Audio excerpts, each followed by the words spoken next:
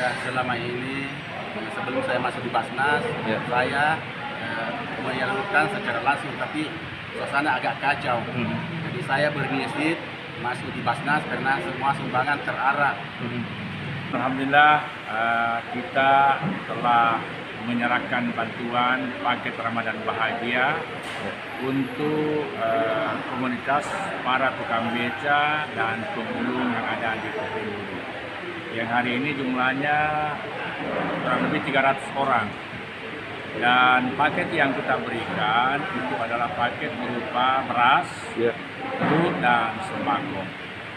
Dan insya Allah selama berlangsung Ramadan ini kita sudah siapkan sekarang ini ada 2000 paket. Bahkan itu nanti akan bertambah karena sementara kita kumpulkan zakat-zakat dari para muzaki yang ada di Bone.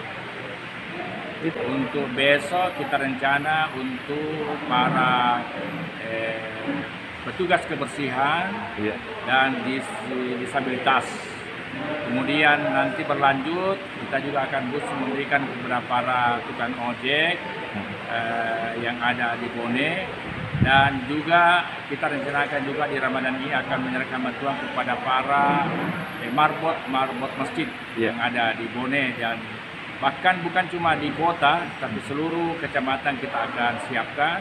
Akan kita turun nanti di beberapa kecamatan yang ada di Bone, yang sementara kita minta datanya melalui kepala kantor usaha agama kecamatan.